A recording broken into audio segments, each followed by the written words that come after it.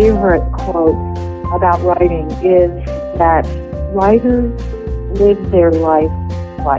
And it's so true. It's so catchy to me as a writer. So you have your life, and then you remember your life in words. And that act of remembering with a pen in your hand is a very powerful experience. Welcome to another episode of Write of Your Life, where life happens and life storytelling transforms it. Our show is brought to you by lifestorytelling.com. And guess what? You don't have to be a writer to write your life stories. Lifestorytelling.com will teach you how. If you've been through hell and lived to tell about it, or your family skeletons are poking out of the closet, you'll want to check it out at lifestorytelling.com.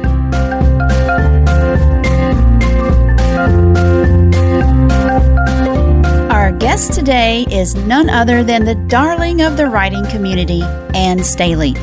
Ann has been writing since the 5th grade when her mother gave her stationery with her name printed across the top in red. She expects to die with an open notebook in her hand. Ann has 3 master's degrees, a Master of Arts in Teaching, a Master's in Humanities, and an MA in Leadership and Policy Analysis from Stanford University. And get this, Ann plans to have her degrees listed on her tombstone along with her 6-word biography. Here it is. Loved this world, pen in hand. Welcome, Ann. Thank you very much, Stacey. It's nice to talk with you and to be interviewed. Well, I'm really excited because you bring a wealth of information about life storytelling, and I've seen some of your poems. I've read some of your poems. They're very exciting. So tell us a little bit more about yourself. I knew that I wanted to teach from the time I was in 2nd grade. I had an extraordinary 2nd grade teacher. She traveled around the world with her husband, who was a physician after World War II. And that was the start of your curiosity, right? It truly was. I thought, I want to be as influential as Mrs. Kitchen was for me. So I began watching teachers. Even bad teachers have good licks, So I was always looking for the good stuff. Very interesting. Yeah. Now, you've written some poems, correct, and personal essay, and you've taught a lot. So what is your favorite life story archetype? I think one of the most wonderful things that I did, and I haven't written about it except in the general way that I'm going to tell you. I didn't keep a journal then. But when I was 25, I came back from doing 2 years in the Peace Corps, and I grew up in Pennsylvania. I'd never been west of Ohio, and I decided that summer I was going to drive and visit everybody in my address book, and I also picked up every hitchhiker and took them wherever they were going. So that summer I went 10,000 miles crossing the country. Wow. And it was safe then. People didn't carry guns and knives. They just needed rides. What year was this? This was in 1971. 1971. Yeah. 70. And you were alone? I was by myself. Mm-hmm. Wow. And it was just thrilling. It was so much fun. And later on, I did my own hitchhiking, both on the West Coast and through Europe, and had the reverse experience of meeting people, meeting rides, and meeting strangers who were interesting and fun. And all of that hitchhiking business and picking up hitchhikers was really fun, part of my life. Oh, very neat. You've had lots of journeys. I find a lot of writers, most writers have a huge curiosity about them. They're curious about everything around them. And I see that in you as well. I am. I'm especially interested in people. I love to meet new people, and I talk to strangers all the time, in bars, at the post office, if I'm waiting for a plane.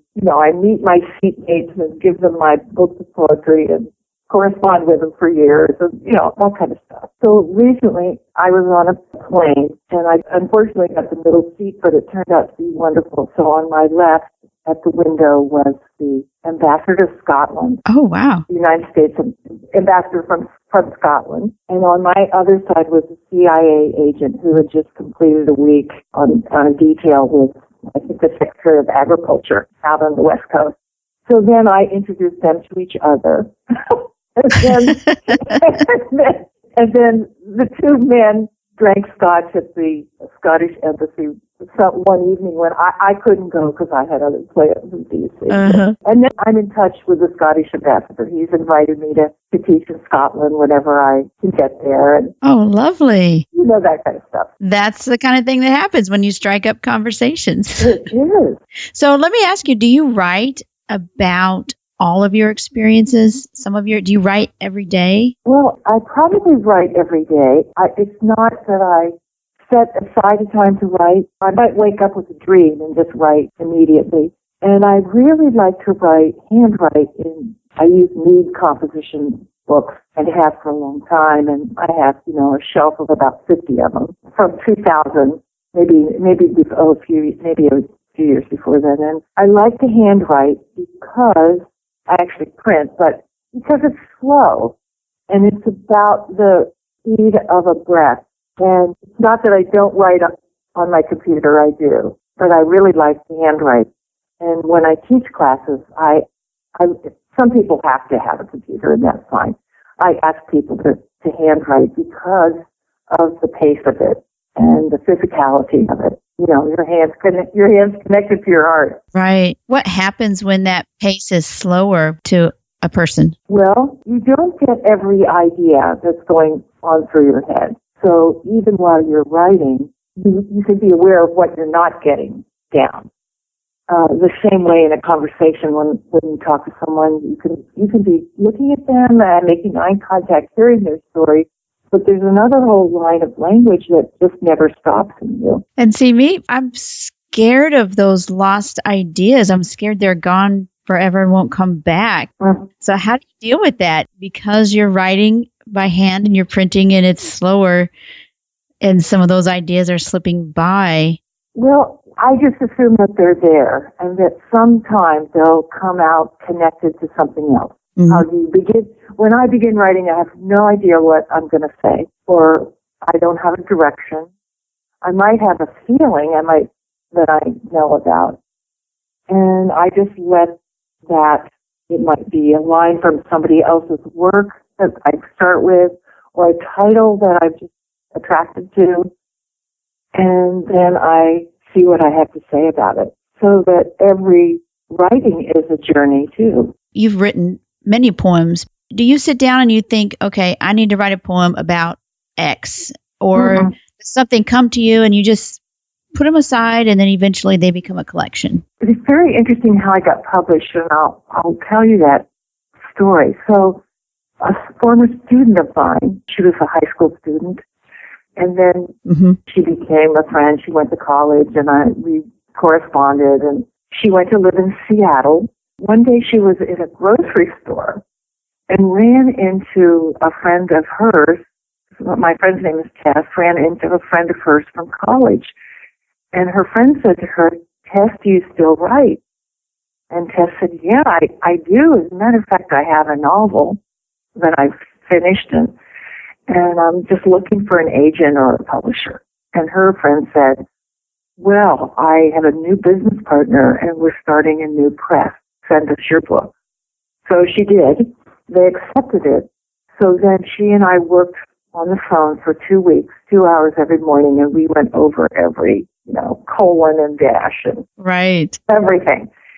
So I was her editor for this very first book, which turned out to sell 120,000 copies, mind you. Nice. Yeah. That's great. Great showing. Yeah. She said to the publishers, Anne was my writing teacher. Anne, who was my editor, was my writing teacher, and she's a poet, and maybe you may be interested. Well, this is all happening on email. 20 minutes later, I get an invitation from them to send a manuscript. Oh. So I didn't even have a manuscript. I had 250 poems on my computer. Wow. So that's how I got published. That's neat. The act of writing a poem, how is that for you? Does it just flow out? Is it like climbing a cliff? It flows. It's really, it flows. And I might revise it several times. But mm-hmm. pretty much they are kind of what they are. And mostly I take things out. Occasionally I will add detail. But mostly they just arrive. For example, the title poem for Primary Sources absolutely came out just as it was. I was sitting with three friends, and we were all writing, and it came out just the way it is. Right. Which is a pretty amazing experience. And mostly they flow, and then I go back and look at them and play around with them a little bit. Right. Very interesting. Let me ask you this. Your quote was, writers live life twice. Mm-hmm. That's true because you live life, right? And then if you write about it, especially if you write about your life, you're reflecting back on your life. You're re-experiencing what you're writing down. Tell me a little bit more about that aspect of writing, living your life twice. Well, the quote feels so true to my experience as a writer. And for a long time as a writer, I was much more interested in the process of writing than I was in the content. So I was so aware, kind of looking down from up above and seeing how writing happens. Mm-hmm. And I've written some poems about the process of writing. And perfect. It's called Friend of Writing. Friend of Writing. The empty page is a place of solace and power. Your words, their order and message can be anything you choose. They become unstoppable. A workshop is a safe place to be heard and to listen. You will discover that writing is a chance to love, to tell the truth, to disagree, to forgive, to imagine. And if you get really good, to cook up in words the most delicious meal you've ever eaten. The best writing has no lace, Walt Whitman wrote.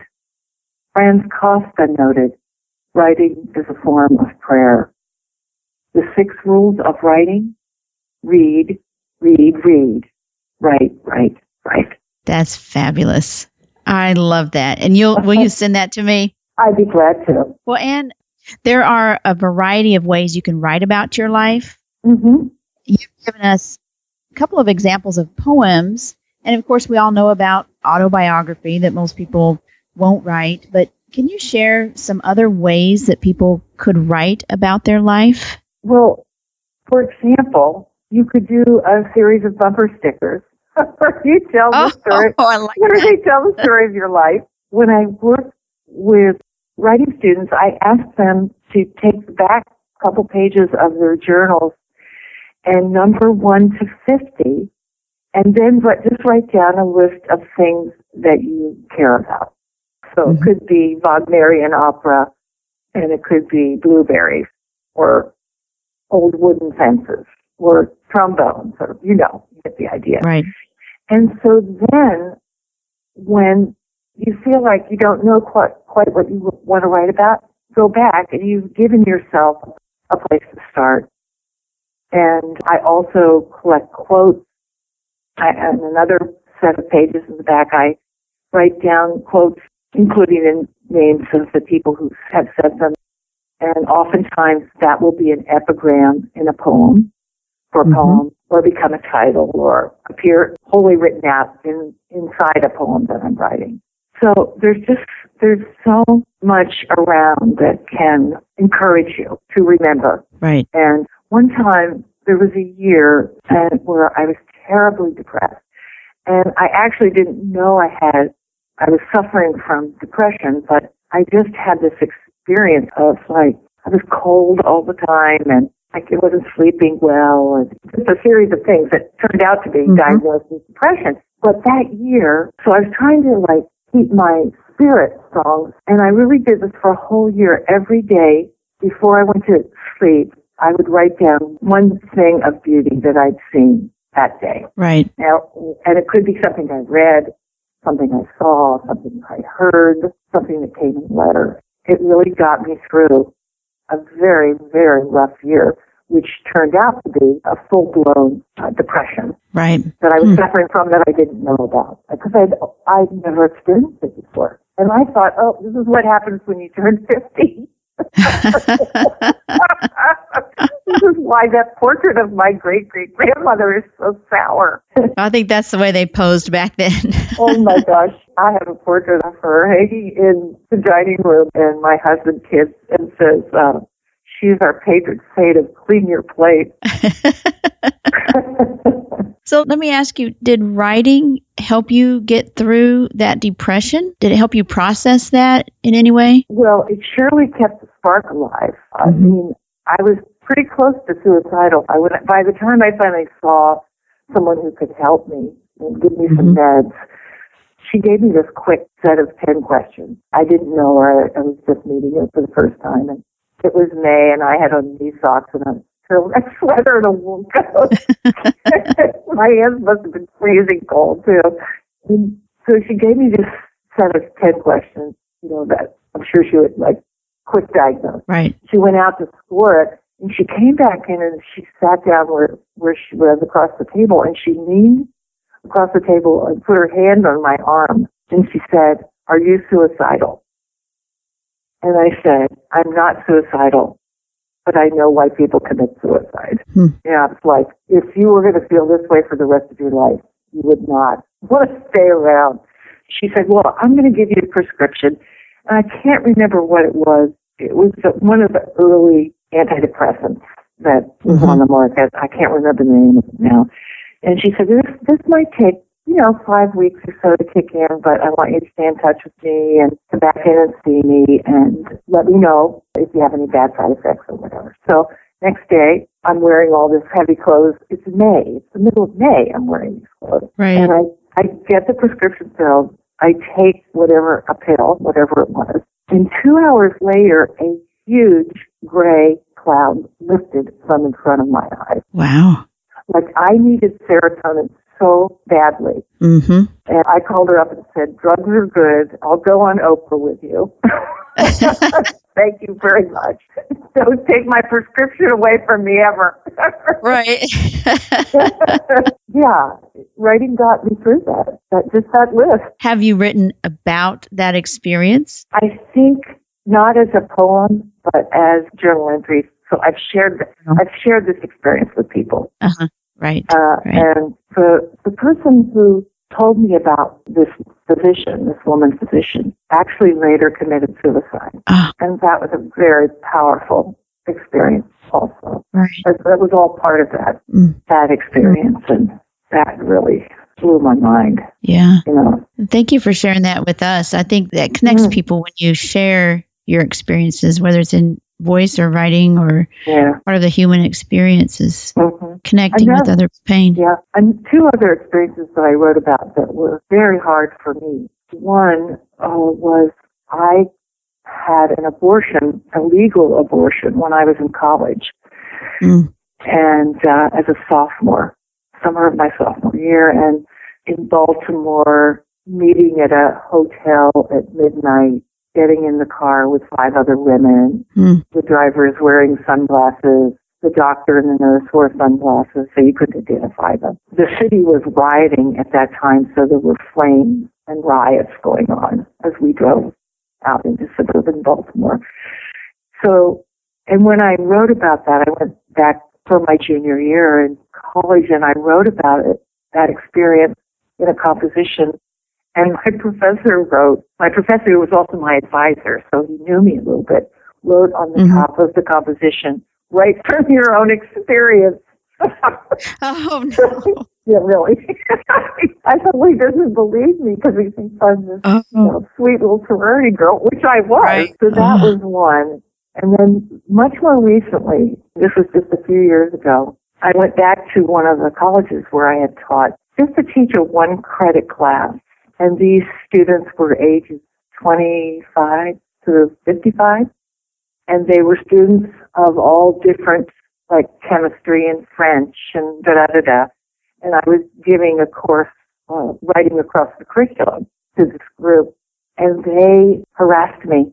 I mean, really harassed me. And I couldn't believe it at first, because I never, ever had students who didn't like me, and I still never understood what happened. I never understood why it happened. And then, but even worse than the harassment was the college covered it up.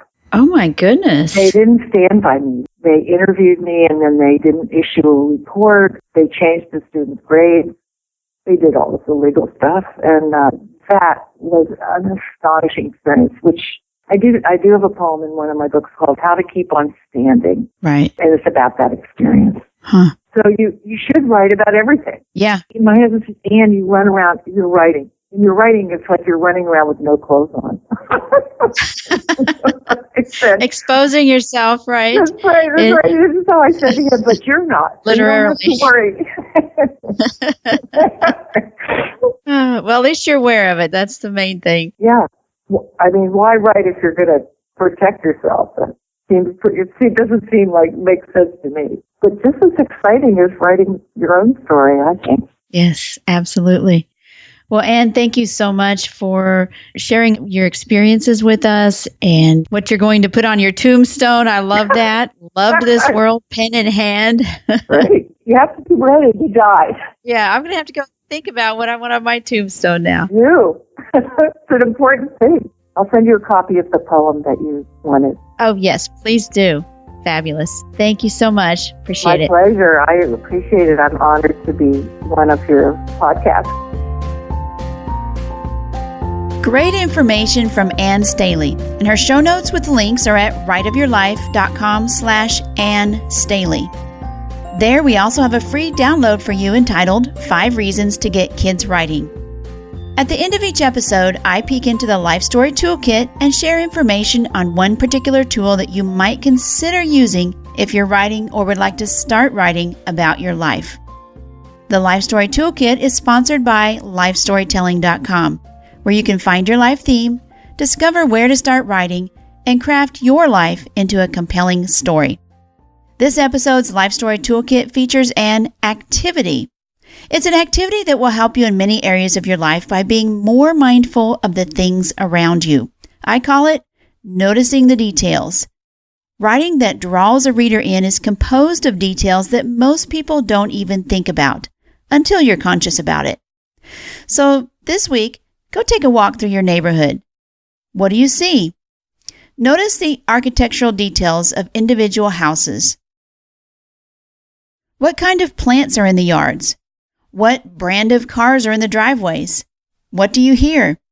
Birds, kids playing, cars on nearby roads? What smells do you smell? Flowers, cooking, exhaust? Record these on your smartphone as you go along. Then when you return from your walk, see just how many of those little details you remember. Be a bit of a Sherlock Holmes and notice the details. Those are your little bits of information to include in your writing that will make it come alive.